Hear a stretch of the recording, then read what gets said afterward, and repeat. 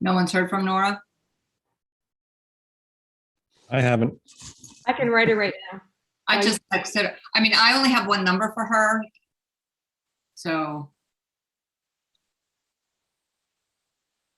No, she has. 650. Yeah, 650 is the one I have too.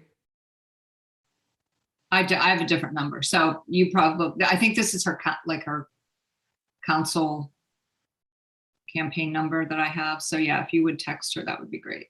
I did. I got that covered for you. Okay, thank you.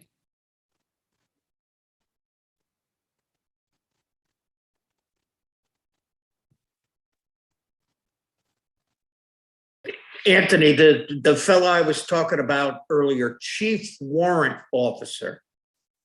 Okay, CWO. Yeah, they're a weird breed. They're in between an officer and enlisted. Okay. They're very, very interesting rank in the military. They kind of they live on both sides of the coin. Thank you for that. That's a long time to get to that rank. There you go. It's impressive. All right, Nora's logging in now. So we'll wait for her.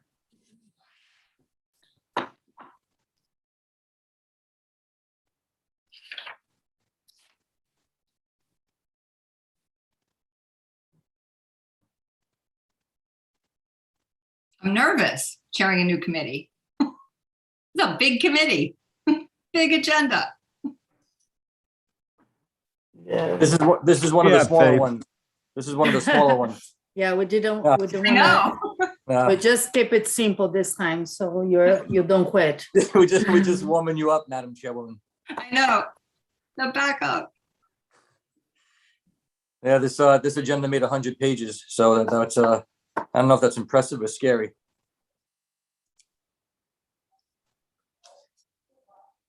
Good evening, everyone. Hi, Chris. Hey, Chris. Chris Torrey, how are you? Hey, Tom, how are you? I'm good, thanks. Good to, How's Greenwich treating you? hey, I go there and I come back. Hey, that's always a good thing when you go there and come back in your line of work. That's right. There you go. Thank you. All right. Looks like we've got everyone here. So let's go ahead and go live.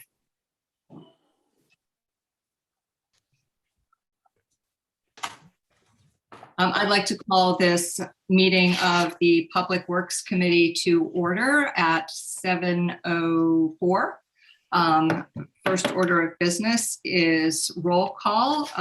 Tonight we have with us Councilmember Dominique Johnson, Tom Keegan, Tom Livingston, Nora Najelski-Eichner, Lisa Shanahan, and Darlene Young. And I would like to welcome our new members to the committee, Ms. Johnson, Ms. Najelski-Eichner, and Ms. Shanahan. Next item on the agenda is public input. Do we have anyone signed up for public participation or anyone online? At the moment, it doesn't look to be anybody in attendance. Thank you. Does anyone have any emails from anyone? No, okay. Okay, so I'll close public input and move on to new business. First item on the agenda is to approve the minutes of the Public Works Committee meeting of Tuesday, October 5th. May I have a motion? Okay, Mr. Livingston. Any corrections, deletions, or additions? All right, that being said, all in favor, raise your hand. We have 1, 2, 3, 4 in favor, opposed, and abstentions. I will abstain. 3 abstentions. Okay, 4 in favor, 3 abstains, abstentions. All right, next item on the business, next item on the agenda is to approve the Public Works Committee meeting dates for 2022. You will notice that they are all set for video conference, which we just have to do because that's where we're at right now. And should the time, and hopefully the time will come, that we can be live again, we will return to room 231. But for now, video conference. So can I have a motion? Ms. Shanahan, all in favor? Okay, opposed? Abstentions? Okay, that passes unanimously. Okay. Number 3. Authorize the mayor, Harry W. Rilling, to enter into a subordination agreement with Head of Harbor South LLC per terms of the memorandum of Assistant Corporation Counsel Darren L. Callahan dated October 27th, 2021. May I have a motion, please? Mr. Keegan. Okay, this item is regarding the drainage and sewer easements at Head of Harbor South and complying with environmental laws. So I'll turn that over to Anthony, Darren. Yeah, Madam Chairwoman, Attorney Callahan, due to the legality of the matter, Attorney Callahan could better explain in more detail. I can give a general overview, but if Darren is on, I'll He's turn it here. over to him. Okay, Yeah, I'm here, Anthony. thank you, Darren. Good evening, council members. You'll probably remember going for this body to bring forward a request that we got from Head of the Harbor at 1 Smith Street, requesting that we provide a subordination agreement in connection with an application that we're making for an ELR, or an environmental land use restriction. And when I new to the council, effectively what that is an agreement to subordinate our interest in the easements we have in that property to the land use restriction that DEEP requires in order for Head of the Harbor to comply with environmental laws, given certain hazardous constituents on the property. So we've executed a subordination agreement for that purpose, and DEEP subsequently advised Head of the Harbor that there was another, what they determined, encumbrance on the property. I'm not sure it really is an encumbrance, but they're taking the position it is. So when Head of the Harbor got their site plan approval, one of the conditions of the site plan approval was that the city had the right to install a sign advising the public that there was a public right of access to the water. We've never installed a sign to my knowledge, but DEEP has interpreted, and that's been recorded in the land records. So DEEP has interpreted that as an encumbrance and a right to effectively do their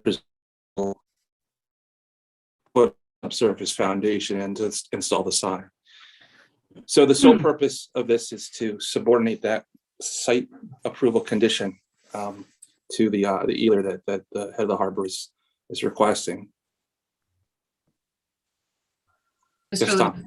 Thank you. I mean, Darren, you were cutting off a little bit, so let me see if I can summarize. So we previously entered into the subordination agreement because of, I guess it was a manhole cover. Was that the case last time?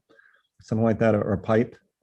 It was, yeah, we have a sanitary sewer easement through their parking lot. Okay. Driveway. So we did that, and now because we have the right to put up a sign, the state is requiring that we also enter into agreement for that, because of that, and it'll be the same terms as the existing subordination agreement? Exactly, yes. Yeah. I Okay. should have had you to present it. The first instance. Well, thank you. I mean, I just want to make clear because you were breaking up. I wasn't sure. Thanks. Yeah, no, my internet connection is not that great. I apologize. Are there So any yeah, other, it's a very benign. any other questions?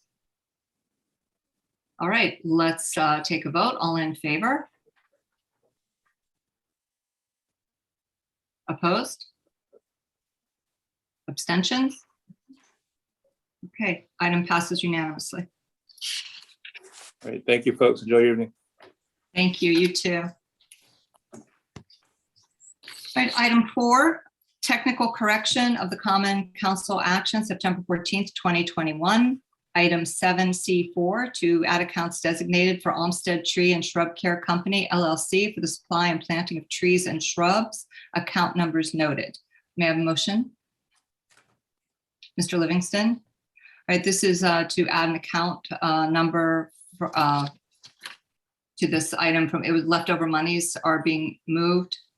Yes, Madam Chairwoman, this is a Recreation and Parks capital account, and that's noted in the third set of numbers, 6030. 40 is typically Public Works, 60 is Recreation and Parks. That's how the capital projects are designated. 09 being a capital account, 21 being the fiscal year, and then the fifth and sixth digit is the department number.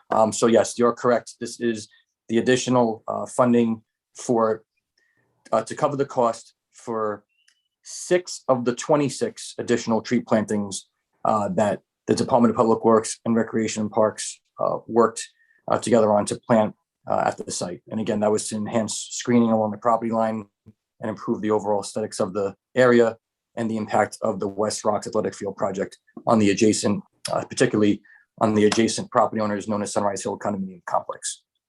So there was additional 26 trees planted, and this account covers 6 of the 26. Mr. Livingston? Yeah, I'm sorry. I just have to ask the question because this comes up a couple times tonight. So we're not changing the action item, right? We're just adding another account. And do we really have to, and I'm not criticizing, mind you, but do we really have to go through this process to add an account to this? I can Doesn't seem answer terribly that, efficient. Mr. Livingston. Yes, unfortunately we do, because it's all capital money. And when we went for the first resolution the first time, we already add all the accounts related to that. For us to be able to do a change in the PO, purchasing will require that we come back and show that change. Again, in this one in particularly, it's really like we're using Rex and Parks money for the trees, because we are using under the Olmsted tree account. So they ask us to do that. Unfortunately, you're right, we have 4 of this that is happening tonight, but this is really the reason, because what we do, we add the resolution when we request a change in the PO. Yeah, I know. I appreciate that. I mean, it just seems to me that I can probably guarantee that nobody on the council knows what account is what. So you're adding an account for something that we don't really appreciate it. But if you have to do it, you have to do it. It just seems inefficient and takes a lot of your time. But thank you. That is something, because I've seen on the Public Works agendas over time that there are a lot of technical corrections. And, when I just taking over this committee and meeting with Anthony and Vanessa last week, that was explained to me. And a lot of times it's because, maybe something needs to go through the BET. And once it's approved there, then it has to come back and get the account number assigned. So, it's just one of those things we have to do. Another thing that happened in our projects is that most of our projects goes beyond a year. So the funding may come from 2 accounts. So sometimes we do not have yet the 22 year. So that's why we go back as a technical correction. That's what you're going to see when we do item number 6. What happened is that when we did the original one, we couldn't really add the future accounts, although we knew that we're going to need it to finalize that contract.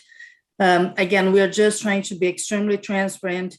I apologize. I know that adds a few items to the agenda, but at the same time, I think that this shows that we never go beyond and we are not issuing change orders. So the cap of the original contract is always capped on what was approved, unless if we ask for an amendment to the contract. If it is just a technical correction, we are just really shifting the accounts that will be funding that PO. Yeah, just to be clear, I wasn't criticizing. I was just trying to save everybody a little effort. But thank you. I understand, Mr. Livingston.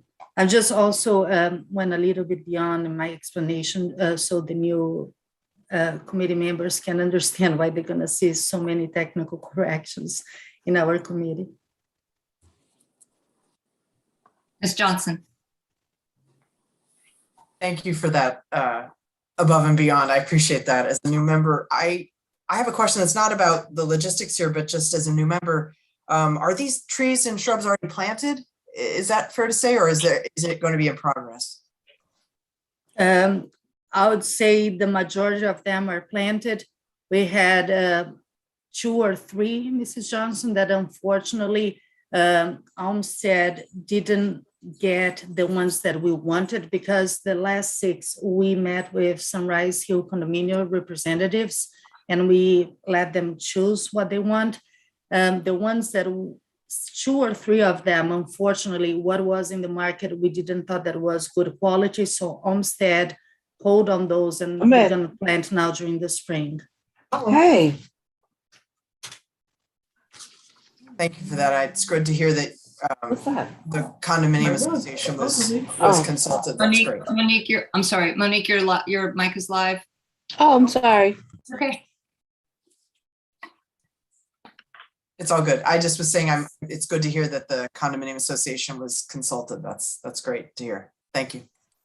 Yeah, they not only, we asked them, 20 was planted along the road. Those was just part of the program, but then we add this other 6 to give them an extra buffer between the new field and the condominium. And then we met on site with the representatives. They not only chose the species, but also the location.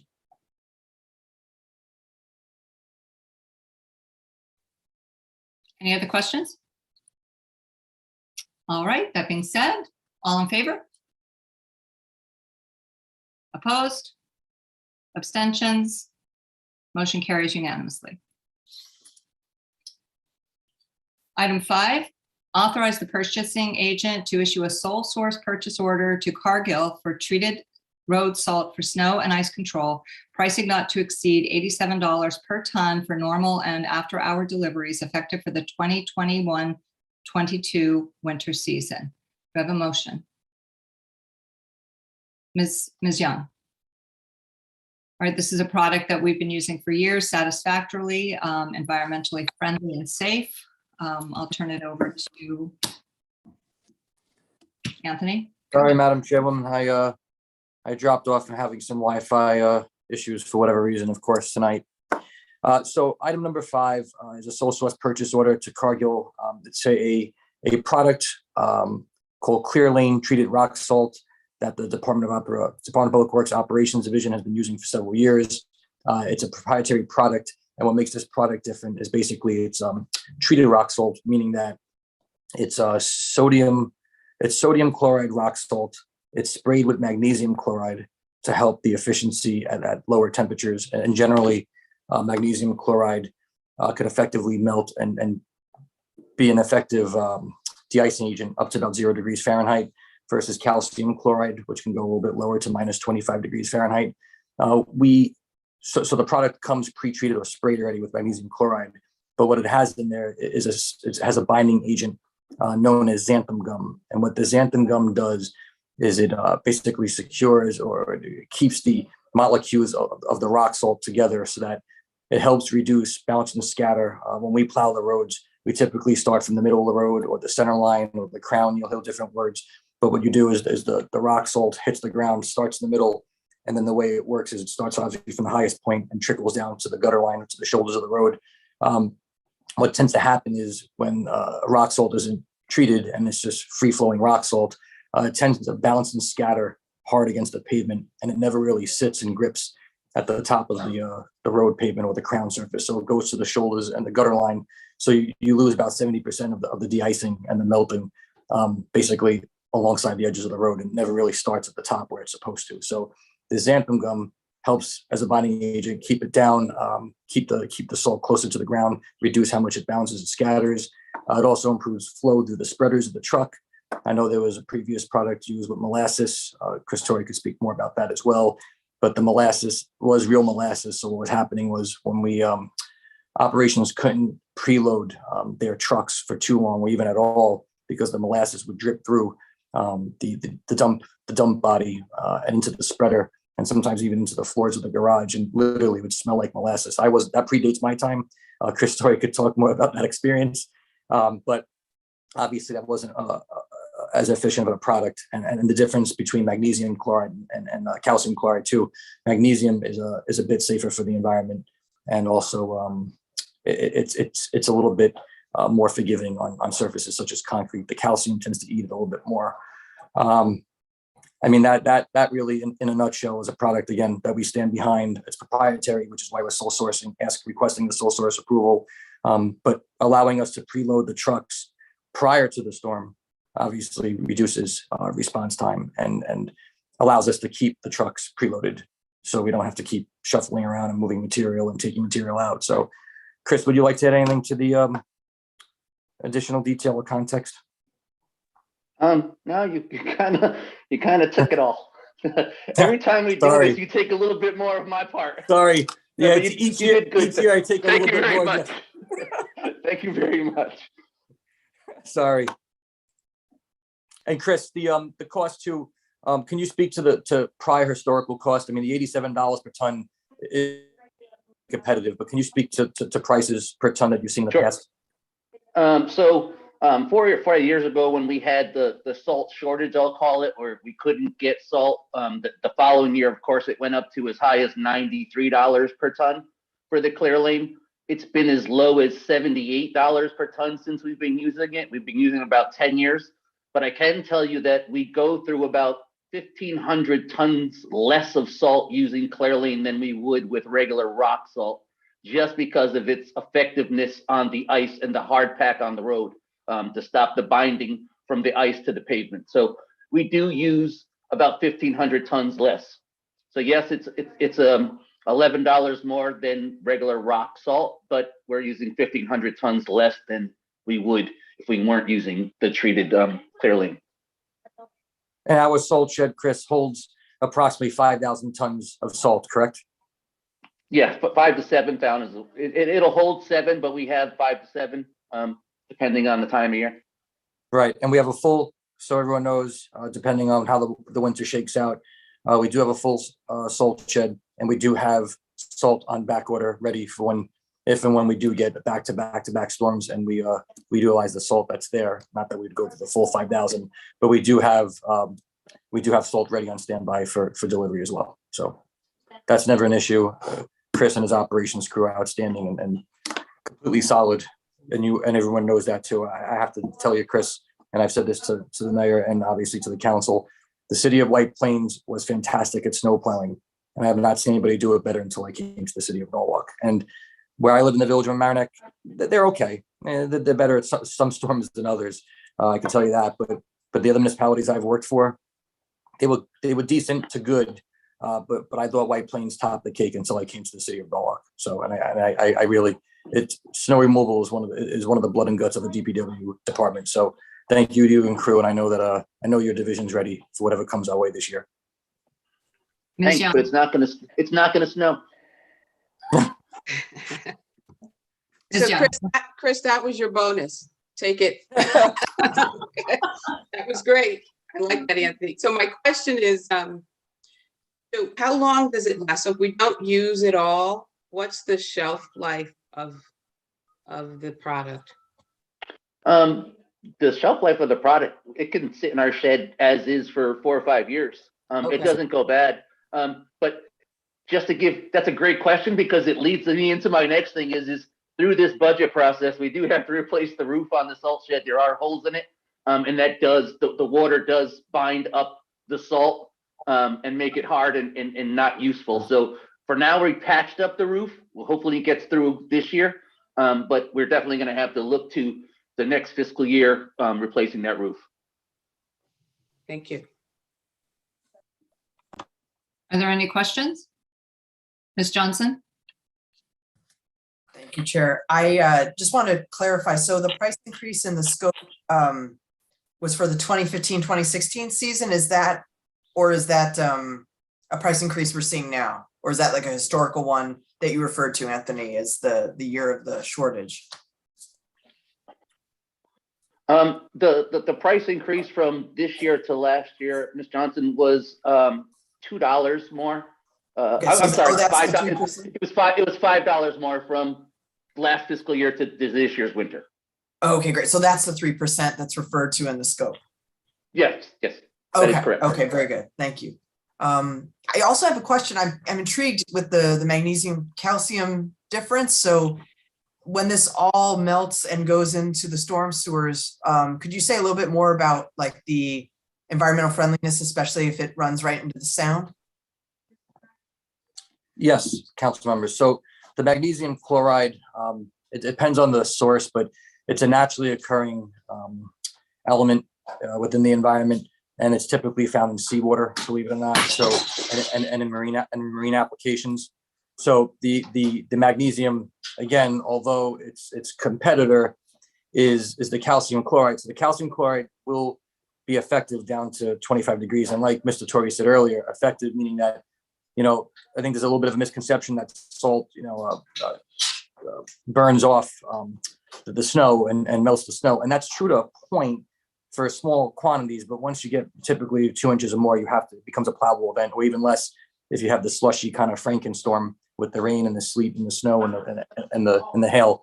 But not to digress, but the magnesium chloride is, although it's effective to 0 degrees Fahrenheit, pavement temperature, of course, and not including wind chill. It is an anti-bonding and de-icing agent. So when the plows do come through, they can scrape off the asphalt, the snow from the asphalt a bit easier than if you have that, what Chris is referring to as hard pack, when you have heavy vehicles or vehicles at all, but especially the heavy trucks driving over the snow, and they make those tracks, and then those tracks freeze. And then in the daytime, it warms up a little bit. In the nighttime, you get what's called a refreeze, which is very dangerous around hills, especially Hospital Hill, one of our problem areas, of hotspots. But the long and the short, with a simple explanation, is that the magnesium chloride, based on the properties, it breaks down, and it's less corrosive to the environment, and it's a bit more, actually a lot more friendly to aquatic life, since the compounds are found naturally occurring in maritime, in saltwater.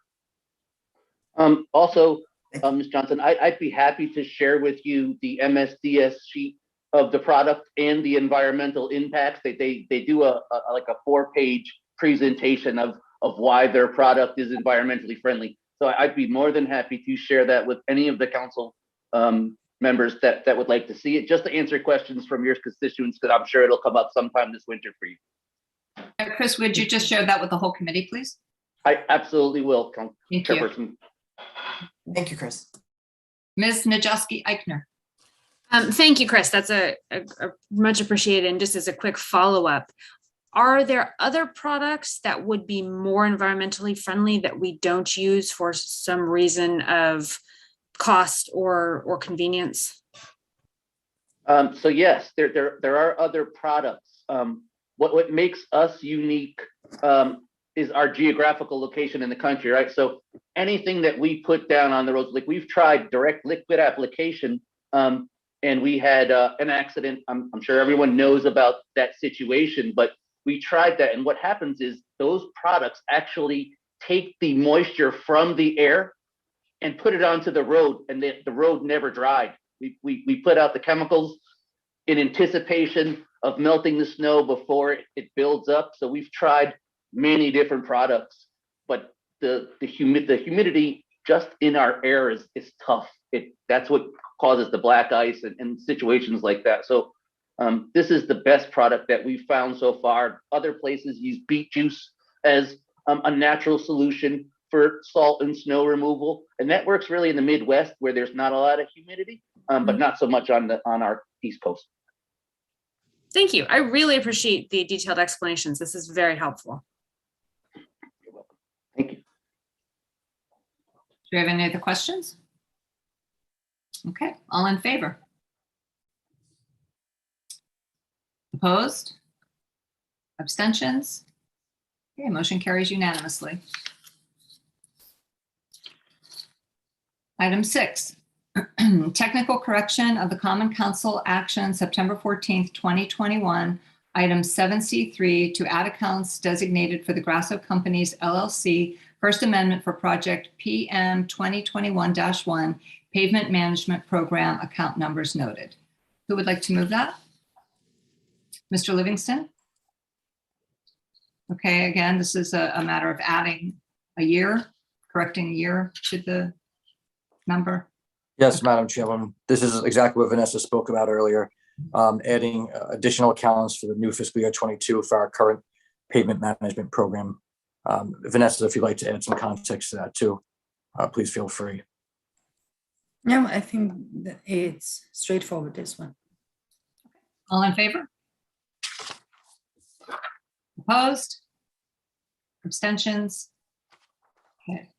Item 6 carries unanimously. Item 7, technical correction of the Common Council action September 14th, 2021. Item 7C6, to add accounts designated for Anneman Kirby LLC for project number 4048, on-call surveying services, account number noted. Motion, please. Ms. Shanahan moves the item, and this is, again, I believe this one is adding the account number after BET approval. Is that Yes. correct? Oh, sorry, go ahead, Vanessa. Yeah, so what happened on this one, to be honest, is that we have in our operations budget a line for professional service where we feed some of the PO for those on-call engineers.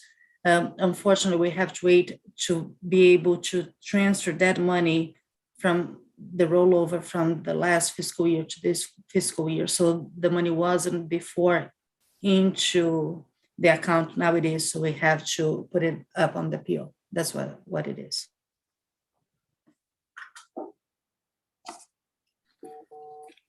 Questions? Okay. All in favor? Opposed? Abstentions? All right, item 7 is unanimous. Item 8, technical correction of the Common Council action September 8th, 2020, item 7A5, to allocate $300,000 to use on the storm sewer separation project and accounts designated for M. Rondano, Inc. for project DRG 2020-1, on-call drainage improvements at various locations using WPCA account number noted. Motion, please. Or move the item. Ms. Johnson, thank you. Okay, Madam Chairwoman, this is so this is also a technical correction to add funding from the Water Pollution Control Authority. So just to give a little bit of history, this on-call drainage improvement contract, which engineering, I believe the first one that was issued was last year, is incredibly useful because it's intended for the department to assist the Department of Public Works by upgrading, replacing, repairing, et cetera, storm drainage in the street prior to our paving. Obviously, we want to address any deficiencies with existing utilities in the street or in the road before we place down the lovely new asphalt, and hopefully don't see a utility company come in and cut it out for an emergency repair, which does happen from time to time. But the on-call drainage project contract, in this particular case, Rondano was doing drainage work in the Ohio Plymouth Avenue area, Center Avenue area, and they uncovered, with the help of DPW staff, 3 storm sewer catch basins that were connected to the sanitary sewer. Excuse me, 8 storm sewer catch basins that were connected to the sanitary sewer. So as you could imagine, during heavy rainfalls, especially like Ida and Elsa, that translates to a large volume of water, which eventually reaches the wastewater treatment plant and has to be treated, which comes with an operations and maintenance cost. Nonetheless, more importantly as well, the introduction of storm water into the sanitary sewer reduces the capacity of the existing sanitary sewer. So if you have an 18-inch sanitary sewer already flowing at 6 inches full from sanitary sewer flow, and now you have a heavy storm, and now that takes up more than, let's say, the other 12 inches. Now, if there's any fluctuations in the sanitary sewer usage, your sanitary sewer mains become surcharged, and that could lead to possible overflows. So anytime we come across these, we disconnect and then we reattach the storm sewer to any existing storm line that's adjacent to the catch basins, or we extend the storm line in some particular cases if we need to tie into the storm sewer.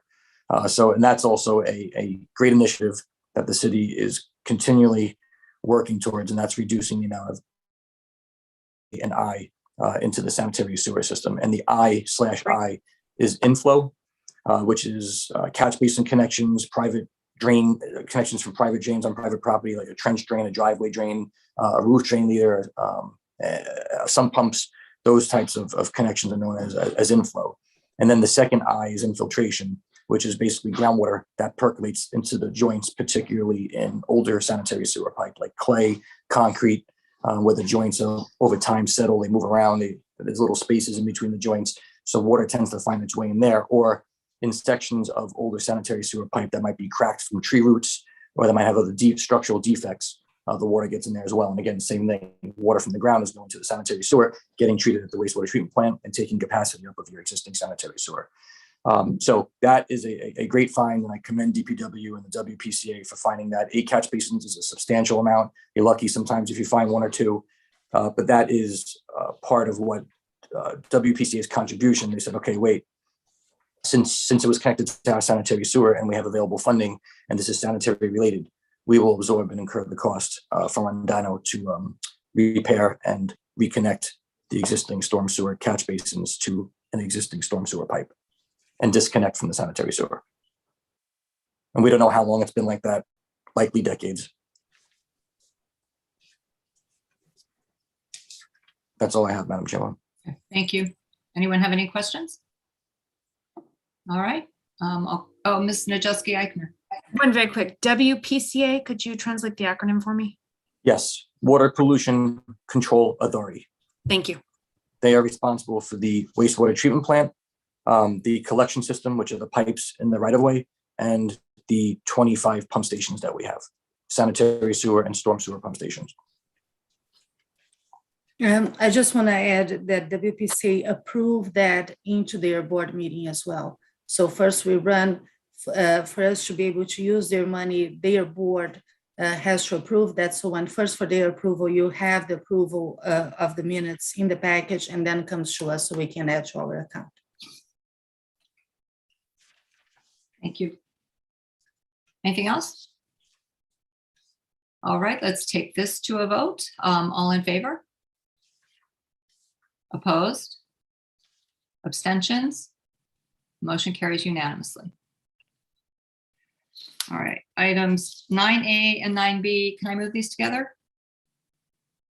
Okay, thank you. Item 9A, authorize the mayor, Harry W. Rilling, to execute an agreement with Kalana Concrete and Asphalt Paving LLC for project DRG 2021-1, Dreamy Hollow, Betts Brook area drainage, sanitary sewer and water main improvements for an amount not to exceed $864,505. Base bid, $682,815, alternate 1, and $598,675, alternate 2, accounts noted. And item 9B, authorize the Chief of Operations and Public Works to execute orders on contract with Kelowna and Concrete and Asphalt Paving LLC for project DRG 2021-1, Dreamy Hollow, Betts Brook area drainage, sanitary sewer and water main improvements for an amount not to exceed $715,000, and accounts are noted. I will turn that over to you, Anthony. And I think you might want to give, for our new members, just give a little bit of background about this particular project that's been on. Yes. Did we move the item? Did someone move the item? Thank you. Will you do that, Ms. Young? Okay. Ms. Young moves the item.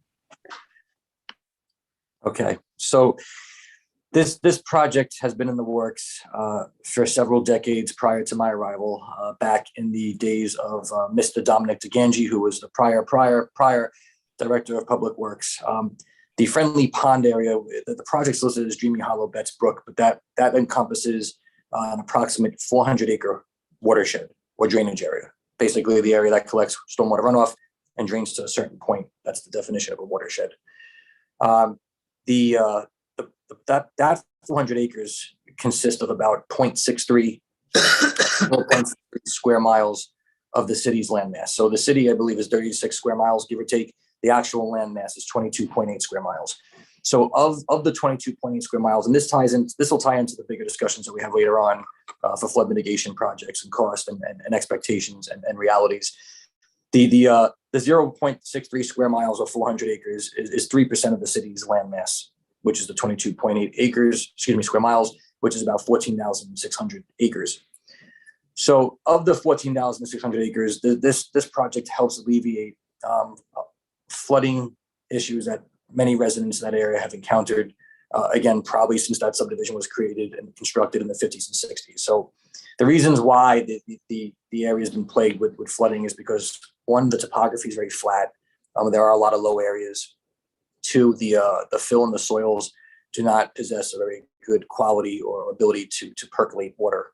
The fill material also is a little bit, I'm not going to say questionable from an environmental standpoint, but the construction of the fill material with things not being compacted properly, potentially, and things settling over time and soil moving around under the ground has created the utilities to shift, meaning that storm and sanitary sewer pipe now becomes like a roller coaster. There's sags in the pipe, there's bellies in the pipe. Some of the sanitary sewer pipes in particular are reverse pitched, meaning that if the outlet side, the side that the flow is supposed to go, is actually pitched back the other way, and it flows inwards. So it doesn't actually has to build up to a certain point in the pipe to make it over the hump or to get out from the system. So the flooding issues have also exacerbated the sanitary sewer issues, because from the poor soil conditions, the sanitary sewer pipe over many, many years became, like we said earlier, it moved, it settled, it got disjointed. So now there was a lot of inflow and infiltration into the existing sanitary sewer line, which was coming from the groundwater, it was coming from the rainwater. The pipes in that area also are undersized to a degree, and also could benefit from a realignment, meaning how it travels from point A to point B and makes turns and bends and kind of the geeky stuff that the civil engineers have to figure out. Obviously, this predates my tenure here, and I could say some of the staff, Chris, Paul, Drew, who've been around a few decades, have seen different iterations of this project being discussed. But when I first started, there was a public outcry from the residents of the Friendly Pond area, particularly Saddle Road, Assisi, Surrey Drive, Daphne, Honeysuckle, that area in Norwalk, which I guess is more of the northeastern side. But there was a problem there, and we said we would look into it and fix it, but we didn't want to approach it from a Band-Aid perspective. So in summer of 2019, we commissioned Woodard & Curran to perform a flood mitigation study. From that study, recommendations and different design alternatives were proposed to the city. We collaborated with Woodard & Curran. We targeted the alternative that had the best cost-benefit ratio, that was economically feasible and not cost prohibitive. So we were pleased to say that between the summer of 2019 and now, the project was actually put out to bid earlier in November. We received bids on December 1st. We had one bidder.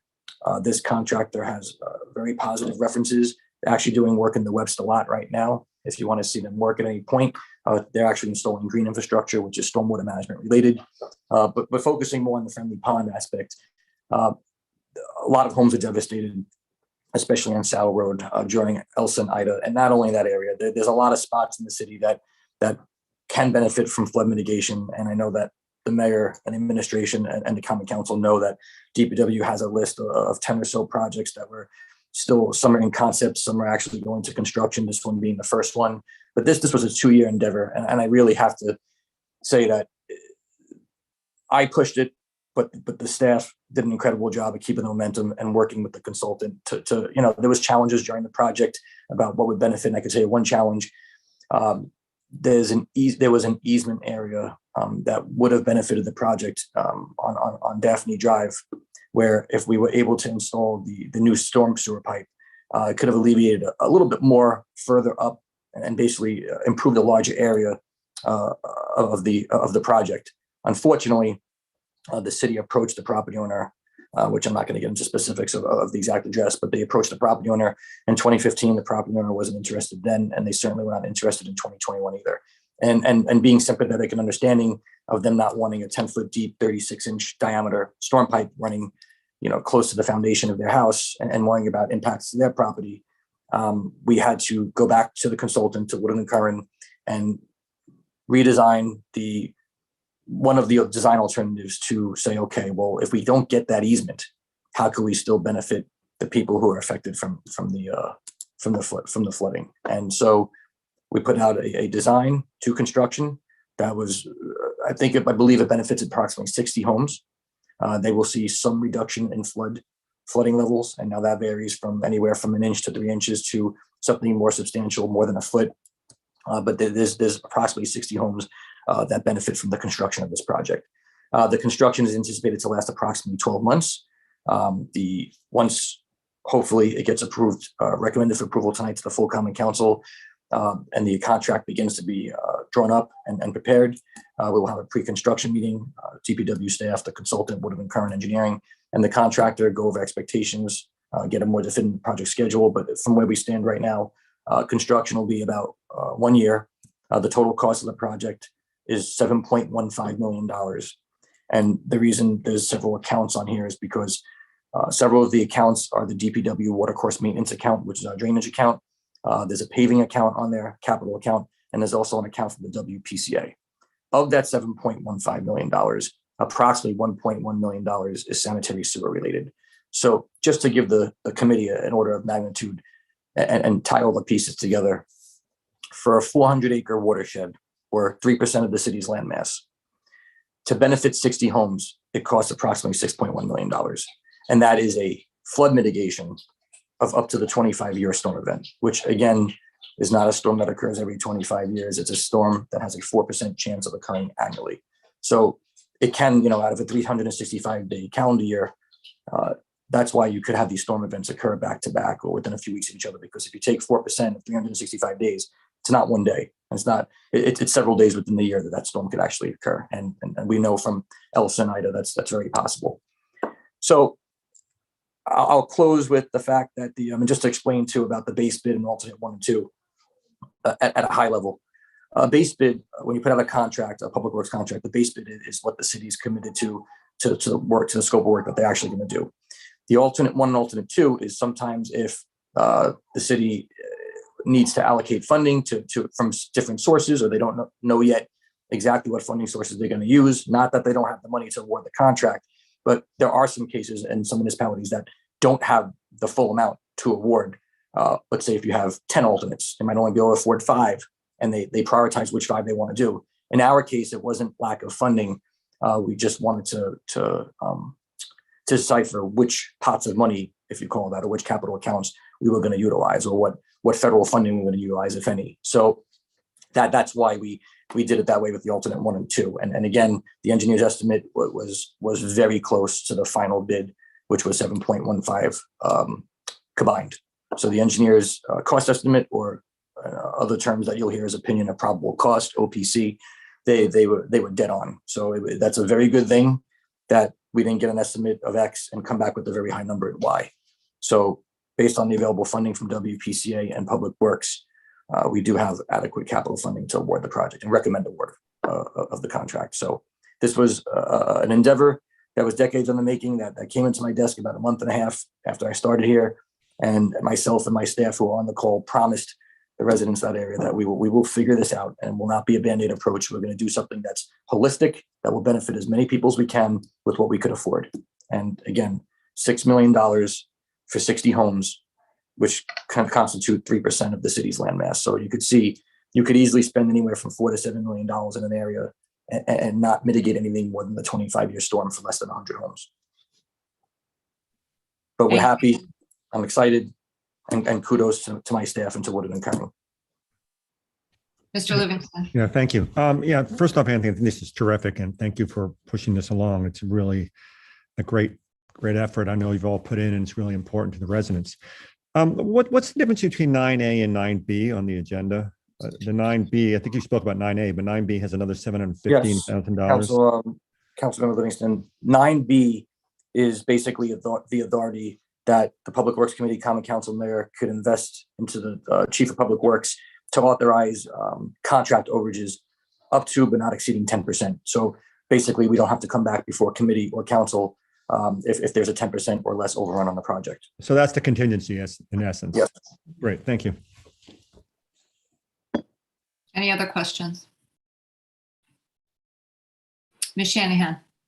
I don't have a question, but I just have a commendation. Anthony, we've been at your desk so many times in the last 6 months with flood mitigation issues across the city, and I really am excited to know that something's being addressed. And this is a really important project, and we really appreciate it. And thank you again for doing the flood seminar last week. I think it was really helpful for us to have a sense of the 10 projects that the DPW is taking on to work on across the city. So it's not just 3% of our land mass, but a lot larger than that. So we really appreciate this effort, because it's absolutely critical, and it's going to be an ongoing issue for our city. So we appreciate that you're addressing this. You're welcome. Thank you. We're very lucky to have Anthony and his expertise in flooding. No, it's really lucky to have you. Thank you. Ms. Najelski-Eichner. Yes, I want to start by echoing Councilmember Shanahan. I found her presentation last week extraordinarily helpful, and I appreciated the context very much. I just wanted to follow up on something you said, which I really appreciate about sort of not band-aiding this situation and really trying to figure out something more comprehensive. So is the project moving forward if, for instance, the homeowner who rejected the easement were to change their mind down the line, say a new homeowner comes in or they recognize the benefits as they see how this helps the rest of their neighborhood?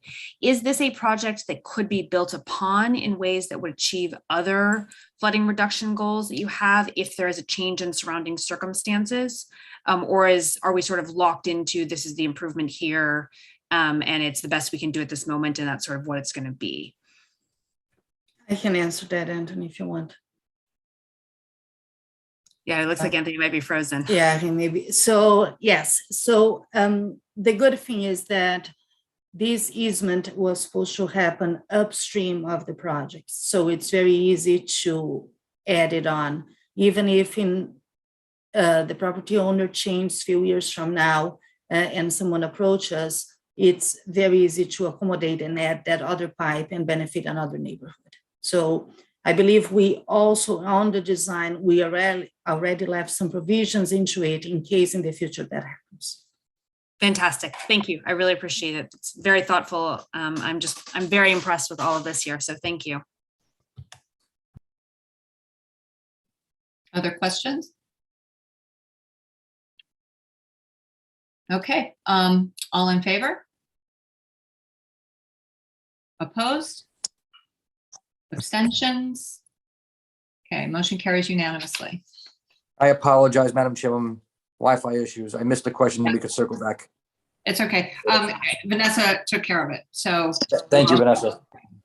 we just voted unanimously and we're ready to move on. I'm glad you're back. Good deal.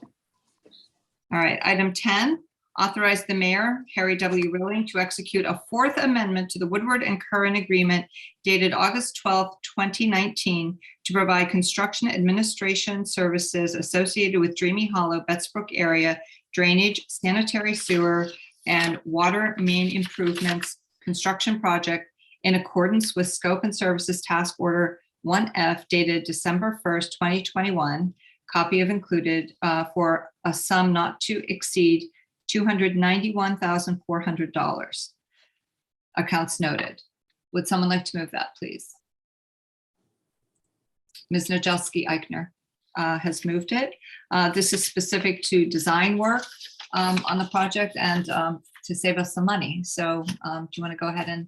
Yes, Madam Chairwoman. So this task order that you see before you, 1F, is for construction administration services from Woodward and Curran Engineering, who is the engineer of record for the Dreamy Hollow, Bettsbrook drainage improvements, sanitary sewer improvements, water main improvements project. And basically what construction administration services are in sum. They are professional services typically administered by the consultant that help the owner, in this case, the city of Norwalk, basically administer the contract. So they attend the pre-construction meeting. They will review what's called shop drawings, and they'll review any questions that the contractors have during construction, also known as RFIs, request for information. They'll provide technical assistance and support to the city. So if there's an unforeseen condition encountered in the field, whether it's contaminated material or there was rock, let's just say, located in an area where we were going to put a new pipe, and to get through the rock, let's just say it was extremely hard granite, would be too cost prohibitive and long to get through. The engineer would take the information that the contractor provided during construction, analyze it, collaborate with the city, and determine if a design change needs to be made in the field or a field change. And that might include rerouting the pipe to a different location, maybe chipping some of the rock, maybe doing more exploratory testing. But again, all that is time and money. So the consultant with their expertise reviews the project in totality and decides what the best path would be for the city. So they're basically a technical advisor throughout the process. They also attend bi-weekly meetings or bi-monthly meetings. In the beginning, we'll have more frequent project meetings. And once the contractor gets in a good flow of the work and there's a comfort level from the city and from the consultant, those meetings typically tend to decrease unless there's a major issue in the field or there's an issue with the contractor. Then we'll huddle up again and have those meetings accordingly. At the end of the project as well, the consultant prepares what's called as-built drawings or record drawings, basically takes the design plan and compares it to what's being built in the field. And if a pipe moved over 5 feet, they note that on the drawing. If a pipe was installed a little deeper or shallower than the original design plan, they'll note that too. So all of that mapping gets updated to what's called an as-built because it's as constructed in the field. The city takes that for their records. We import that into GIS so we know what's there and what's not there, how deep it is, and it gives us a sense of where our utilities are that we may have to provide to other utility companies in the future. So it's very important. The consultant will also attend project closeout meeting, develop what's called a punch list from that exercise. So they'll walk around with the city and look at what the contractor still has left. Typically that's topsoiling at the end, restoring someone's fence. I mean, these are smaller items, not, okay, well, you didn't install a catch basin. These are more less significant items that's still nonetheless part of the project. So they prepare a list of that, give that to the city, we concur. They also review payment applications. We'll approve and process them, but sometimes we'll, as the owner, give that to the consultant as a spot check. And also too, this is not full-time oversight. So there will not be somebody from Woodland Curran standing out there 8 hours a day. In fact, Woodland Curran and my staff were very diligent about coming up with a budget and a level of effort that we can yield the greatest benefit for the project, but still reduce capital cost. So they did a fantastic job with that. Construction administration is always a little bit of a fuzzy dice. You know, if you don't have the full-time oversight, what happens? But fortunately, in the city of Norwalk, since we're a big municipality compared to the villages and towns I've worked for, we have a very robust staff. I'm not going to say we're overstaffed, but we have the expertise and the qualifications for our engineering department to go out and really handle that day to day and have the consultant come once a week, like I said, for those bi-weekly meetings or every other week and basically look at milestone issues or problems out in the field. So a city engineering department can handle it, but again, towns and villages that don't have an engineering department or have one person there would rely a little bit more heavily on the consultant to perform those services and therefore would be a greater cost. Fortunately, we're not in that situation, and we found the balance between the cost benefit and of having too much oversight versus not enough, and we're happy with where we came up with Woodland Curran. And that's about 4% of the construction cost, which is very, very typical and well within industry accepted range for the typical professional services cost for construction administration services, which we see anywhere from 4 to 8%.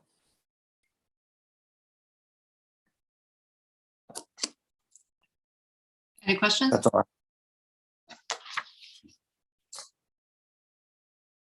Okay, all in favor? Mrs. Jelsky Eichner, you with us?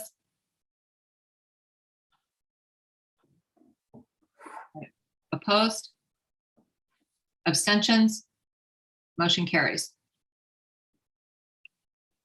Unanimously? Not quite, but. All right, next item on the agenda is item 11. Authorize the purchasing agent to issue a purchase order to United Concrete Products, Inc. for the precast box culvert for the Rowiton Avenue over Keeler's Brook Bridge, a sole source request for the amount of $244,130 proposal plus $24,413, 10% contingency account noted. Would someone like to move that, please? Mr. Keegan. Anthony, go ahead. This is regarding the concrete for the culvert and the Yes. arch. Yes, so Madam Chairwoman, items 11, 12A, and 12B are all related to the Rowiton Avenue Bridge over Keeler's Brook project, replacement project, but specifically with item 11. So this sole source procurement request is to allow the city to purchase the new precast concrete box culvert from the manufacturer directly. And what a precast concrete box culvert is, it's basically a rectangle that's, in this case, approximately 11 feet wide by 7 feet high. And that will replace the existing partially failed bridge that's currently out over Keeler's Brook and Rowiton Avenue. And that bridge is a kind of a blend or a combination between an existing stone masonry bridge and a 72-inch corrugated metal pipe. And again, that bridge has been there since the early 1900s. And then there was a refurbishment with that metal pipe that I just referenced earlier on or around the 1960s. So there was one repair made already. So as a result of Tropical Storm, Ida didn't help, but Elsa didn't help, but Ida was really the driving factor too. Both storms, Elsa started the process. Ida kind of continued the deterioration of the bridge, but in July of 2021, we received calls from customer service, and it was observed that there was a partial failure of the bridge deck. And what a bridge deck is the asphalt surface over the existing masonry culvert and metal pipe that's visible on each end of the brook. So Public Works went out there, assessed that it was not safe for any vehicular traffic or vehicle loading. We contacted our bridge consultant, Freeman Companies LLC. They immediately, again, I'll condense this for brevity, but just to give you a point for those who may not know the story of the Rowiton Avenue Bridge. So in July, we were notified of serious conditions, partial failure, longitudinal cracks, so cracks that run parallel to the double yellow lines in the roadway. We went out. We thought the road recommended full closure. The mayor supported that full closure. We also got approval from the traffic authority. And since then, we've been working with Freeman Companies LLC to develop design plans for the rehabilitation of the bridge. So what's going on now, what's been done is the DPW has coordinated with their engineering consultant to have to prepare probably something that's around an 80% design complete design. We've also been coordinating with the vendor, United Concrete, and I'll get back to that in 2 seconds as to why we were doing that. We have involved several contractors, which you'll see in items 12A and 12B. We involved contractors to look at the plans and give us feedback on what would necessitate a faster project delivery. And we've also been coordinating with the regulatory agencies, the Conservation Commission, which we received local approval already for this project. And we currently are about to submit permit application packages to Connecticut Deep for state approval and the U.S. Army Corps for federal approval. Staff has already spoken to Army Corps in a type of pre-application correspondence. They're aware of this. Army Corps will be very easy to get, we believe. The wild card, as always, is with Connecticut Deep. We had a formal pre-application meeting with them and our consultant. We explained what we wanted to do, what we're proposing, what's been approved by the Conservation Commission. They seemed on board with everything. And we said, look, if you've seen the plans and we'll submit copies to you, we understand you might have comments that will be minor changes to the design, but we need your buy-in so that we can procure and go ahead and order this culvert prior to actually receiving the permit, which we understand is a gamble, but that makes a difference of, so us ordering the box culvert directly from the manufacturer reduces the delivery time, or the fabrication time, we'll say, but delivery time to the site by about 45 to 60 days. So if we waited for a contractor to get on board, whether we were publicly bidding this project or sole sourcing it, like in items 12A and 12B, the contractor would not only need the full plans and would not only need to submit their order directly to the vendor, but just doing that alone would add 45 to 60 days to the project. And also it would add an approximate 20% capital cost to the project. So the culvert is approximately $250,000 if we buy direct from United Concrete. So 20% is $50,000, and $50,000 on a give or take a $900,000 project, if you include the contractor's price plus the culvert, is substantial to us. So any cost savings is important, but really we want this work is emergency in nature. And although it's not an imminent emergency, we don't want to go through a whole winter with freeze and thaw and water getting into the ground and expanding and contracting the pavement, because we have noticed after Ida that there was additional cracking on the bridge deck and that there's a little bit more of the stone moving. So we're trying to avoid us being in a situation where we have to clear out debris from a collapsed road onto Keeler's Brook, which as luck would probably have it would happen right after the snow season, and then the rain season would start. And we want to avoid any adverse impact to public safety and welfare, because if that bridge does collapse in its entirety or partially into the Keeler's Brook, it could exacerbate flooding conditions upstream, and there could be which is already an existing problem. So we don't want to make a problem worse. So that in a nutshell, or in summary, is to where we're at today. If we don't order the box culvert, the contractor will put a 20% overhead and profit markup on the culvert. And really, in the interest of time and public safety, we want to get the approval expedited so we could place the order with the manufacturer. Mrs. Smith, can I just add a couple of things? Thank you. So thanks, Anthony, for the explanation. So the bottom line is that we really want to reopen the bridge as soon as possible. We do understand that is really an inconvenience to the people that commute through the bridge, but also to the residents that lives nearby that are having the detour in those small streets. So what we are proposing here, and of course, this is with the support of purchasing and legal, we try to find a way of buying this project in a way that we can expedite and start construction soon. So we're moving a lot of pieces at the same time here. So the first one is the permit that really we do not have much control over it, but we are having the communication and sending all the design to them and see how that will finalize as soon as possible.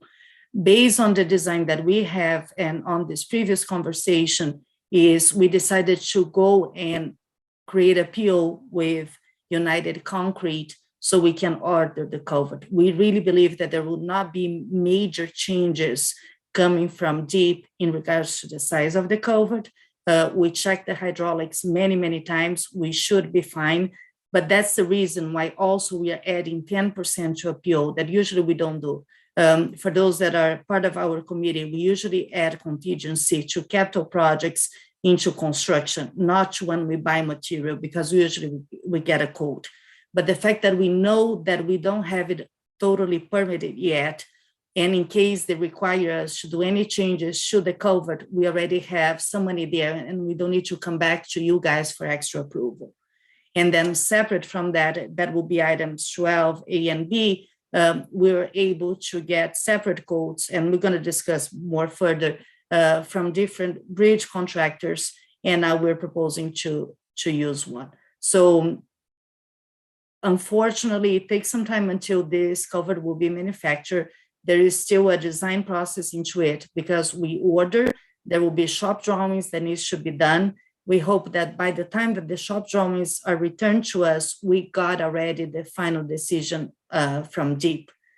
So if there is any changes that needs to be done, we're going to use that same period. After that, we should have about 6 to 8 weeks until the culvert is manufactured after the shop drawing is approved. And the construction itself actually will not going to take that long. We believe that within 8 weeks after we have the culvert, we should be able to finish and reopen the bridge. So our goal as of now is April. Mr. Livingston. Thank you. And you just answered one of my questions about April.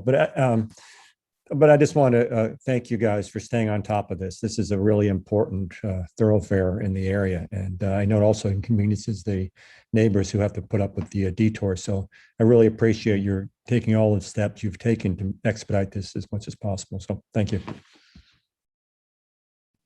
Ms. Shanahan. Just because I know that our neighbors are listening intently to this discussion because they are worried about the downstream effects. Could you just talk a little bit more about the H&H plans that you've been doing, the hydraulic plans, to make sure that our residents know that you are making sure that whatever work is done at this bridge isn't going to impact them downriver?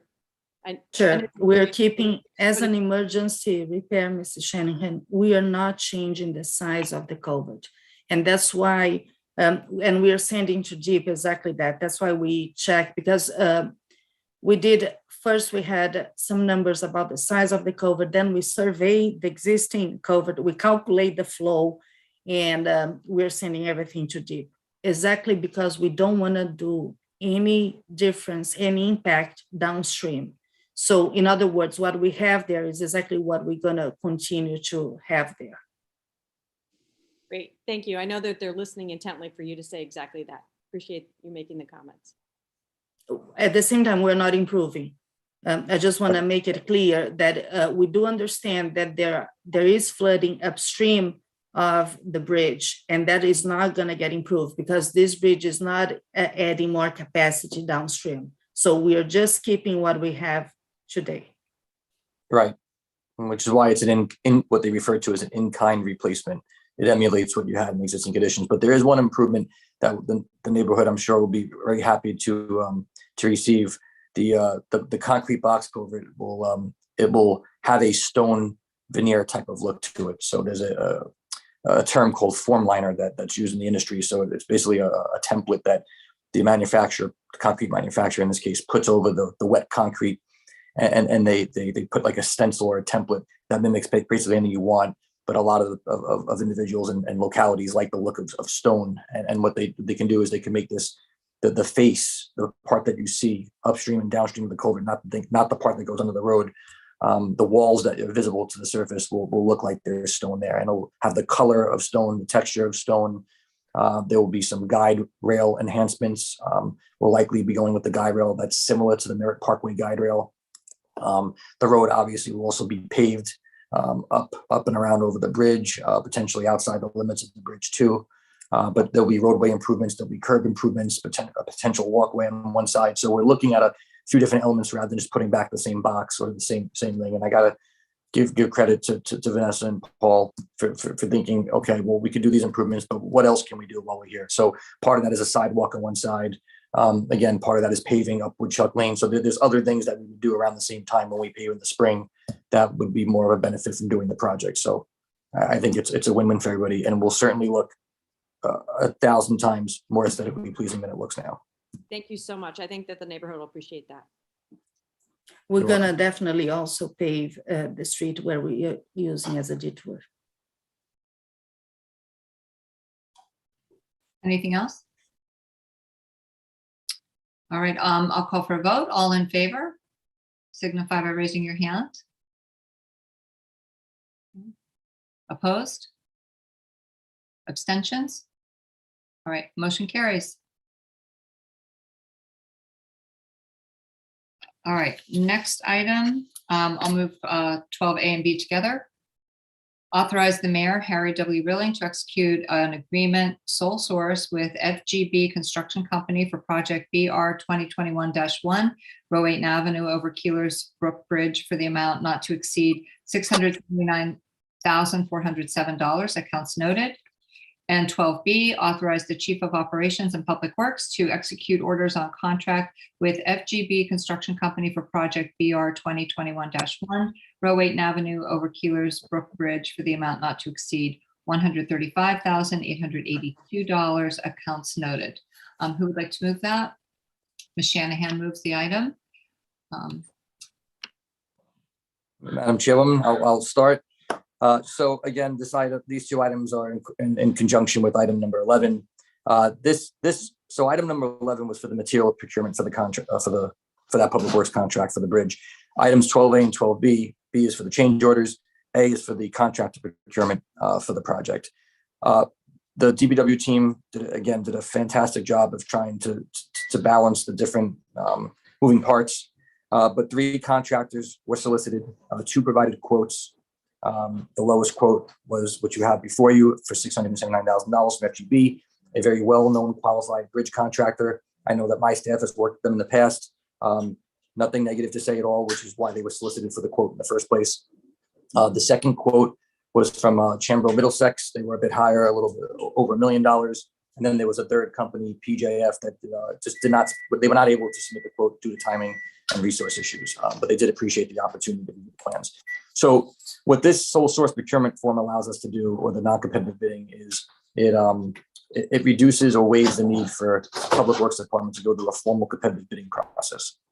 And so what that does is obviously reduces project duration, project schedule.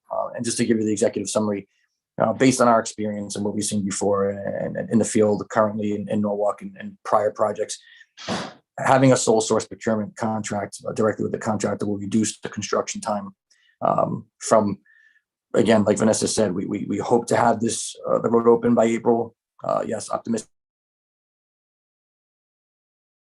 We'd like March, but April's a more, if we did not go through the, we're not able to receive a sole source waiver, that likely would push that schedule to fall of 2022.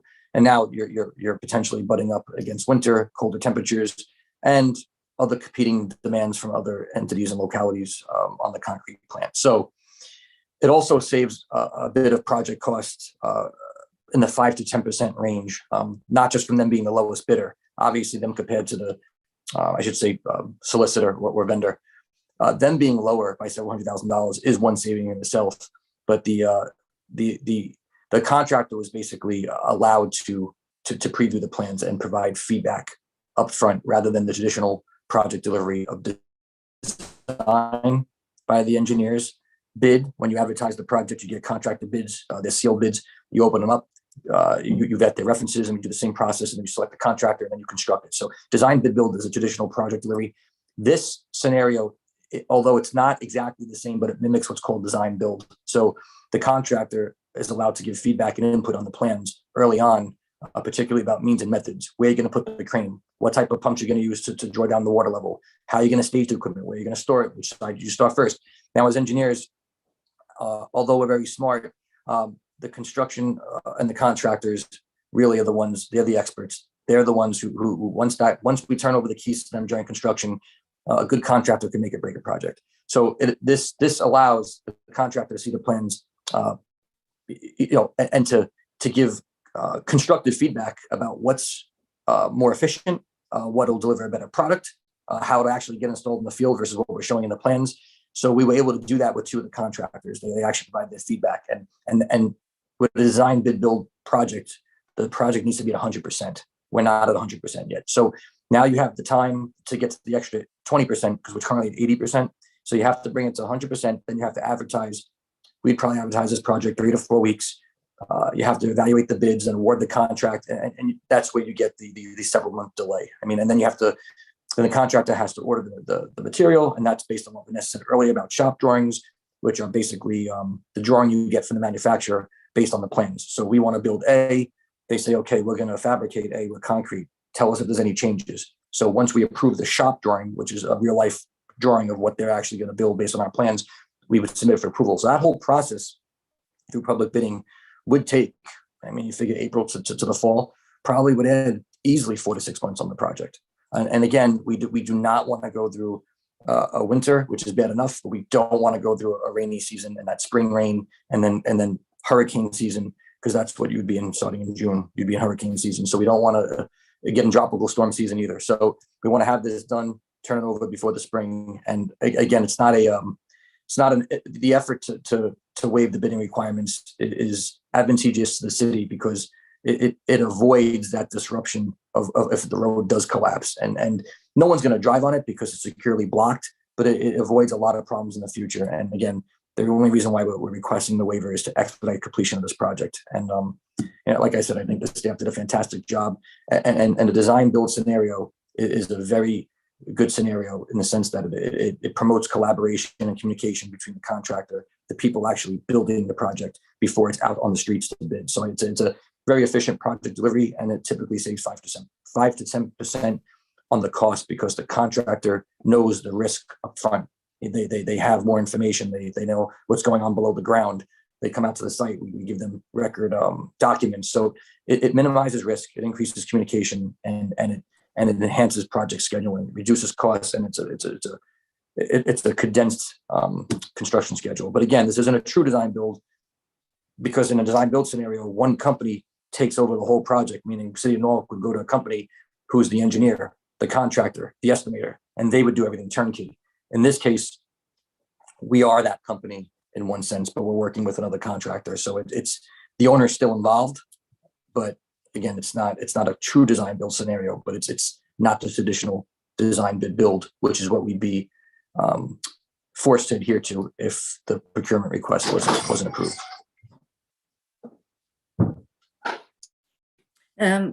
Chief Carr, I'm sorry, I just need to do one correction. We actually received 3 quotes.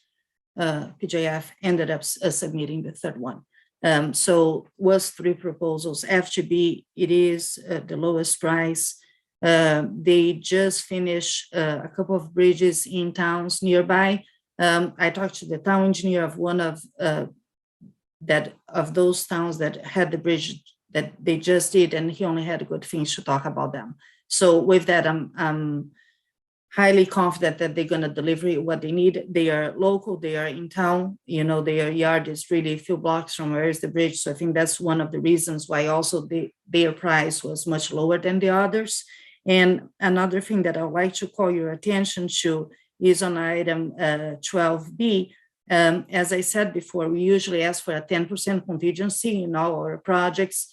There is an exception on this one. We are asking for 20%. Only because I don't have a full design yet. It still is part of the unknowns. I don't want to come back and say that we're going to need a little more money. There's still a couple of things that we do not know that we have to work the details, particularly related to utilities that probably will need to be replaced or removed. We don't know how good they are. So that's why it is a 20% contingency as an exception to this item. Thanks, Vanessa and Anthony. Are there any questions about this? Yeah, I mean, I appreciate, I'm sure all the residents in the area appreciate just, the focus on getting this done quickly, efficiently, in the interest of the public welfare, and doing it in this manner, the design to build, and also saving money. So it's really, really incredible. Thank you. Okay, I'll call for a vote. All in favor? Opposed? Abstentions? And this motion carries unanimously. All right, so that ends the agenda. We'll move on to information and discussion items. A, under discussion, project status of sediment removal contract update. Vanessa, would you like to speak to that? Sure, but before, I would like just to ask if I can just introduce to the committee, really the staff that does most of the work that you guys are seeing. I know that we have new committees here and new committee members in this committee, and I have my senior staff here joining the meeting, and 11 of the 12 items that we just had in the agenda happened because of their hard work. So I just want to make sure that for those that are not familiar with them, I would like to introduce my 3 senior engineers, that they are here with me and they are very close involved with all the projects that we put it out. So I have Mr. Paul Sodnick, Mr. Dan Stanton, and Mr. Drew Bendelmeyer. So for those that are new to the committee, they are usually the people that take care on a daily basis of all these projects. So I just want to make sure that you guys are familiarized and know the names of them. So back to the project status, the sedimental removal contract, we are about to finish that. We finally received the material. As you guys know, we had the issue with the supply chain for some of the pipes. Plus we have an issue with one of the culverts that go under the driveway that we need to add some piles to it. You guys approved a change order a few months ago for us to do that extra work. We are happy to say that we're going to pave the driveway tomorrow. Then we just need to finish some work on the end wall. There was a little bit of leftover in this contract, so we ordered a few more pipes and we're upgrading a little bit the pipes that is in the next parcel. The goal is to start next week. We hope in 2-3 weeks, by the end of December, we should be done.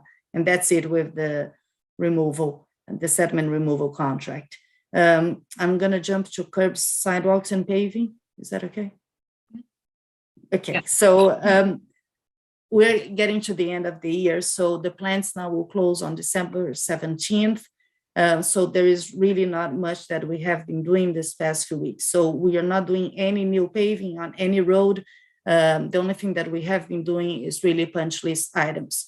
Norfolk Taylor is the one that still needs to get some punch lists done before the end of the year, and that's what we are working on. In regards to curbs and sidewalks, we have one crew on Center Avenue extension. They should be there hopefully for another week and a half. the weather must hold. We need to have certain temperatures so we can put the concrete. If continues like that, they should be there for another week and a half. And then we're going to pause and we're going to restart everything in the spring. Probably in the next meeting in January, we're going to show you guys a summary with all the metrics of what we were able to complete this past calendar year. That's the goal.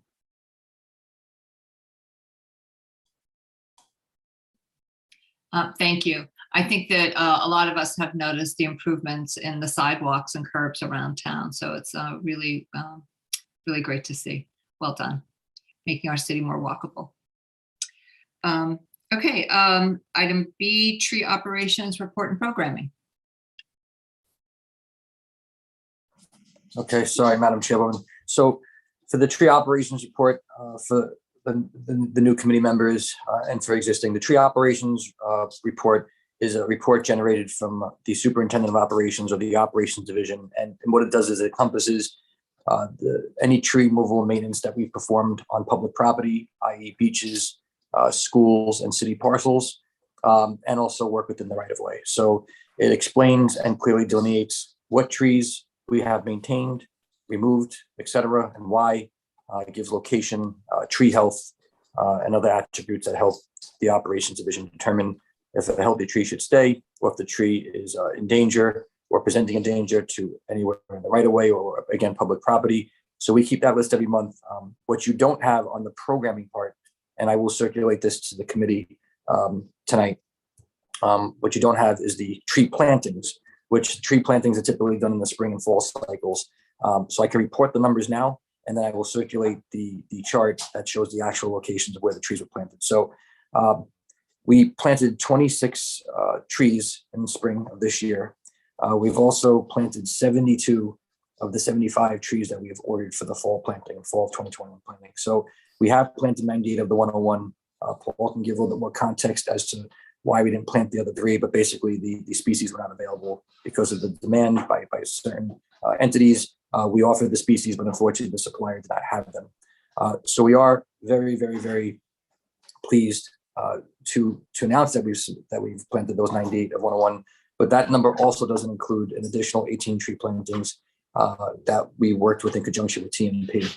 And again, Paul, you can give a little bit more background about those 18. So really, it's the 98 plus the 18 that have been planted. The 18 trees were on Wilton Avenue. TNP had done some work to locate those out there, and we ordered them and staked them and got them planted through the Olmsted contract. And then we had received requests and placed ordered for 75 trees. As Chief Carr had mentioned, we've planted 72 of them, and the 3, there was issues with supplies, and the contractor was not able to get those 3, and they'll be carried over until the spring of 2022. And we had previously in the memo, you'll see that Chief Carr will circulate. The best planting cycle that we had was last fall of 2021, where we had planted 56 trees. And now we've done orders for 75, planted 72. That represents a 33.9% increase, which makes this fall the best planting cycle we've had to record. Paul, does that include, or Chief, does that include the Parks and Rec Department plantings? No, those are And totally not number one? separated. Okay. And I have to ask, do you know how many trees we lost on city property? I'm not sure, Chris. I have that number. Councilman Livingston, we lost 21 removals, and we pruned 12 trees, and we did 50 tree inspections. Great. All right, thanks. Thank you, Chris. And just as a note too, we've got carryovers for the remaining budget that we have to go through till June 30th. We've got approximately $20,000 left. We have orders right now for over 40 trees. And So also we'll we have double orders our for more than we request for actually have next money year. And for next year, we have increased a lot our capital request for the tree planting. Usually we have about 65 and we're asking for 165, I believe, for this coming fiscal year. I mean, there's ARPA money set aside for that, so you should ask. Well, besides that, we ask, because it's a part of the engineering capital request, some of that funds the tree planting. So we ended up adding, we increase our request. What is the final number, Paul? Was 165, I believe, right? I believe so, Yeah, including the money for the request for the studies that would have to be done too. right, exactly. Excellent. I'll circulate that memo tonight or tomorrow morning. Thank you. Ms. Johnson. Thank you so much so far with all of this fabulous information, getting us up to speed for us who are new. And also this great information about the trees. I've been talking to some of the taxing district commissioners, and is there like a left-hand, right-hand situation in terms of tree plantings in that way, or is there some kind of interface? I see you nodding, Paul. Thank you. Yeah, what we're doing is the Tree Alliance is asking for grants from the third taxing district. They've been getting $2,000 for several years, and they're procuring trees in areas, and we're coordinating together because I'm actually a board member of the Tree Alliance, so that what we can't get to, they are actually trying to do some of them themselves too. And then we've also gotten grants from the sixth taxing district now too. I think it's $2,000 to do planting through the Tree Alliance also. And those are like lotteries where they'll get a group of people and they'll only have a small amount of money, but they'll get 20 or 30 people that will apply for them, and they do a lottery and pick the people and the locations and then go from there, see if they work. And if they do, then they plant the trees accordingly. That's excellent to hear. Thank you so much. Ms. Nadjeski-Eichner. I'm sure this information will be on what Chief Carr is forwarding, but could you just give a very brief overview for those of us who are new? What are your sort of priority areas in terms of tree planting? What are sort of the selection process that you've been using to guide your new requests? And again, it's great news about the number of trees planted and intended. It's fantastic. One of the things that we've looked at is trying to get more trees in South Norwalk, where there's been a large amount of impervious surfaces and not nearly as many trees. So that's one of the first areas we look at. We were able to get some trees. You'll see on the list, we were able to get some trees over at Madison, 15 Madison, along the perimeter. And so anytime we can get the trees in the areas where they're needed within the South Norwalk area where there are high impervious surfaces, we'll try and go there first. Then we'll look at projects where we can do larger plantings to have an impact in an area rather than just do a one-off here or there. And then other requests as they come in too. So we try to coordinate them, like for example, over at Aiken Street with the soccer complex that Chief Carr had previously talked about. We try to work to put more trees back along the street line there to improve the urban canopy along the streets there, and those kinds of things. So as we come along, we've had some other construction projects where we've looked at doing them. We're looking at putting 11 trees in on Elmwood Avenue in the spring, depending upon the construction schedule. So it's a variety of factors, but areas that we know need trees, especially in South Norwalk and the high impervious areas, those will be the first areas we try and target. Great, thank you. That's very helpful. All right, any other questions there for Paul? Excuse me. Okay, thank you very much. Moving on to item C, monthly solid waste report. Madam Chairwoman, so this for this agenda item, and again for the new committee members, we have a spreadsheet or a table in the back as an exhibit. It's of last year's same month last fiscal year, and then that's for the recycling tonnage, what's coming in, what's coming out. It's for the garbage collection tonnage, what's coming in, what's coming out. It shows revenues because we do get a revenue for recycling, $17.50 a ton, and it shows. And for those who don't know, our MSW, municipal solid waste or garbage, is collected and disposed of along with the recycling through City Carting, which is a third-party vendor.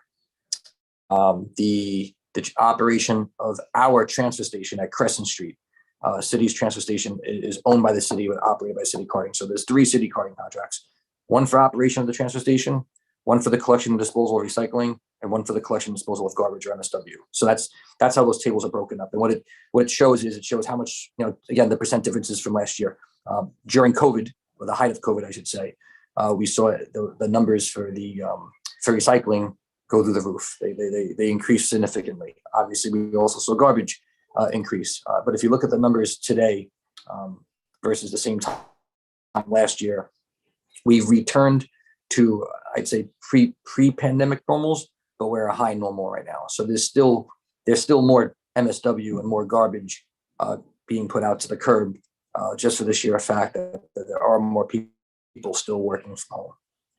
So that the numbers just give a snapshot. And I've said this in the last meetings, but garbage is a very personal thing.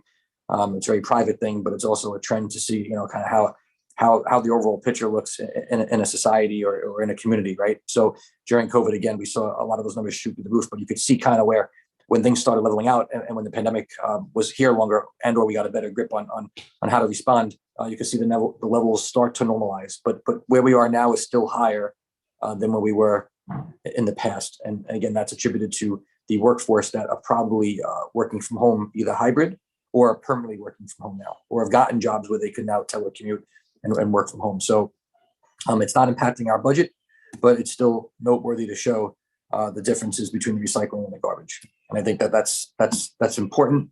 It shows that we're returning to some level of normalcy to the pre-pandemic, but we're not quite there yet. Or maybe this could be the new norm. The data is still, again, it's still too early to tell since we're still in the pandemic, but we trend every month and we watch any abnormalities, because if there are big fluctuations, then that's something that we would need to consider in our operating budget requests for each of the 3 contracts. Ms. Young. You're muted, Darlene. So, Mr. Carr, where does, illegal dumping fall into this report? Or is that something that you report on? Well, if the illegal dumping, if the garbage was collected by Public Works, assuming that scenario, that would be included in our tonnage. I know Chris could speak to that too. That would be included in the municipal solid waste, not the curbside tonnage number, but it would be included in the MSW tonnage out. But to answer your question specifically, we do not have a breakout for illegal dumping. That number may be in operations somewhere, but it's not on this report. Okay. Can you at some point share that information? And I ask that because I'm not sure if you are aware. I would say in the last few months, I've reported a good 6 incidences, and it just has become a chronic issue because people will dump, and then when it's picked up, they'll dump again. And so I think it's taxing on our department and on our resources to have, our folks have to go out and Right. pick up this stuff. And so I'm just wondering if you keep data on that. I could certainly work with Chris Torrey. If we don't have that data readily available, I will certainly let you and the committee know. And that is something that we could start tracking if it's feasible. I'll definitely confer with staff and see what mechanisms we have in place already, or we don't, that we can implement. And Chris, you might be able to speak a little bit more to this. If we don't have it, then we don't have it, but we can maybe figure out a way to segregate those numbers. Or just identifying trends in areas where it's an issue. So. Yes, Councilwoman Young, we can certainly provide you with the locations of every illegal dumping. A lot of them happen to be in South Norwalk, and I get it. I can't give you the tonnage, but I can certainly give you the locations and the frequency at these locations. We do track that information. We have taken the approach in the past of maybe putting signs up and cameras, because Dave Shockley at one point did put dare cameras on Sheehan Avenue or Gray Rock. And they actually caught 4 people that were cited by the police department for illegal dumping. So events like that and things like that and funding for cameras would be huge to help curb some of the illegal dumping. Okay. And I think, thank you for that. And I think stronger code enforcement guidelines would help. And I think I've mentioned that to Tom and to Barbara and Lisa. So that's something that needs to be addressed, because I think it's wearing on our resources and on the No, community. we agree. I know one of the areas that Chris has to tackle in operations and we get calls about is Sunset Hill Avenue. I mean, there's a lot of, there's other places too. And Chris, obviously we track our work orders and our workflow in CityWorks, which is our workflow management system and our software. So those locations are really available. And the other weird trend too, from the reports under the recycling, it's a bit, I guess not astonishing, but a little bit interesting that the recycling collection numbers, if you look at the curbside tonnage, which is what we collect at the curb, the transfer station tonnage, which is what people bring in, including ourselves, that's down at minus 26%. So, and the curbside tonnage is down minus 11%. So that's interesting that the curbside, that the municipal, the MSW is up to a degree compared to last year, but the recycling is really lagging behind. So that is a little bit of a weird trend, but those are the things that we could identify from here. Hey, Anthony, do you have any thoughts on that? That's all we have, madam. Anthony, it's a really interesting comment you made. So do you think people are just throwing away their recycling now versus recycling? Is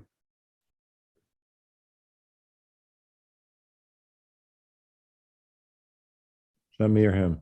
I think it's Anthony. Hmm. I think he's frozen. Well, I'll ask him separately. Yeah, and I wouldn't be surprised because, we know that, there's problems with recycling right now. It's, not going where it used to go. And I think that people are just not being as mindful. Yeah.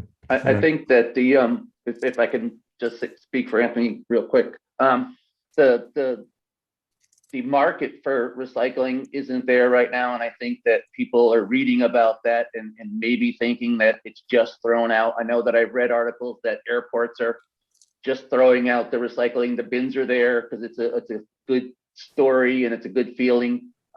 So there is a misconception about that, and we should do a better job educating the residents. Like on our bulky waste collection program, we have a call and pick up on demand for bulky waste. So I'm thinking that maybe some of the stuff that's being dumped in Norwalk isn't from Norwalk residents, because we pick up for them for free. Yeah. Can I just ask, have you had, budgeted in the past for cameras? And is that something you can budget for in the upcoming budget season? There was some talk about the cameras, Chairperson Smith, and I'm not sure who was going to take the lead on that, the police department or DPW or Dave Shockley and that group. So I think it was like a football that's being tossed around. But I'm not sure where it landed. All right. Well, let's look into that and see where it needs to be. We will. Okay, great. Anything else on that item? All right, item D, food scrap drop-off report. Hey, Madam Chairwoman. So for those who don't know, we have a food compost pilot program. It's completed its first year. We're going to its second fiscal year. It was very successful. We have 2 food composting drop-off locations, one at the Rowiton Community Center, which is staffed full-time, and then also at the transfer station, the City of Norwalk transfer station. So currently, again, there is a table in the back that shows the amount of tonnage, but I know that as of 2 months ago, we've taken almost 60 tons of food scraps out of the waste stream and put them into the food composting, with obviously the food is eventually turned into compost and fertilizer for topsoil and other amendments. The split that we're still seeing is consistent, where 2/3 of the food compost pickup, or the tonnage collected by the vendor, curbside compost, we're seeing about 2/3 at the Rowiton Community Center versus 33% at the Norwalk Transfer Station. So we do want to add a third location geographically, kind of in between the transfer station and Rowiton, and for the areas that will be easier for residents to access. So the third location, based on input from the council, mayor's office, and also DPW operations, was to stand up a third location at Cranberry Park. And the reason for that is obviously due to this geography of not being necessarily close to the transfer station or Rowiton Community Center. The second thing is, as a requirement for the food composting program, you need to have a staffed facility. And again, that's more for security reasons and contamination of random vehicles and pedestrians coming in and throwing regular garbage inside the composting container, which the vendor has been very flexible with us. But at some point that flexibility ends the longer they're here and the more volume that they have to collect and dispose of. We did apply for 2 grants in October. Chris Torrey and Jessica Palladino, the waste program manager, worked with the mayor's office, Josh Morgan in particular, to apply for a recycle CT grant for $15,000. We did not receive that grant. We subsequently applied for a compost CT grant. We did not receive that either for $15,000. But we did, however, the likelihood of receiving the grant was not high, and we were right. So we did put the it's about $15,000, but it was a little bit less, maybe closer to the $12,000 range that we requested in the fiscal year 23 operating budget, and that was built into the operating budget under the operations division, with knowing the likelihood that we likely would not get either grant. So we still want to mobilize and stand up with their location, but that would not happen until effective July 1st of next year. And Chris, just to add a little bit more to the food scrap composting, there is a tonnage volume requirement, correct, right? Because our current general permit that allows us to collect the recycling, the garbage that's issued by the state, Connecticut Deep, only, it doesn't include food composting or compost materials, but we're allowed to collect if it's under a certain threshold, right? We don't need to amend our permit. What is that threshold again, the tonnage or the cubic yards? I believe it was 185 cubic yards. It was a lot. We're nowhere near it.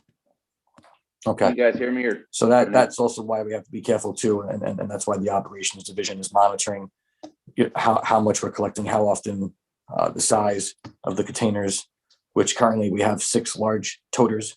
Those are 65 gallons at the Rowiton Community.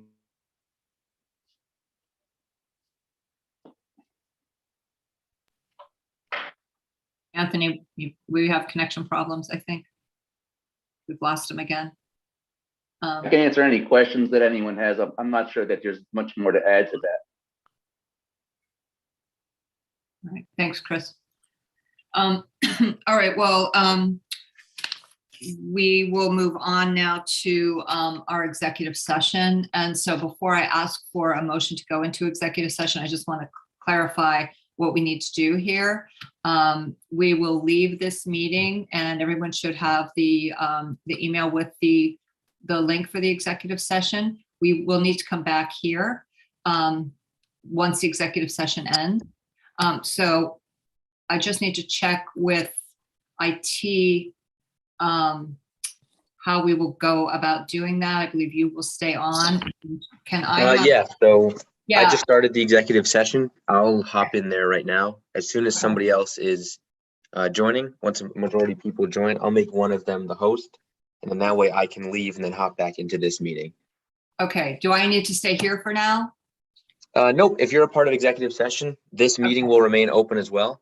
Okay, perfect. So Okay. just use the same link that you did initially to get back here and it'll be all set. Great, thank you. So Yep. I'm not sure that I have a link. I've gone through and I don't think I have one.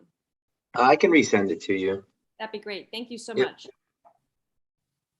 okay, so now I need a motion to move into executive session. Mr. Livingston makes the motion, And so we will go ahead and leave this meeting and go to our executive session on New Canaan and Ponies Avenue.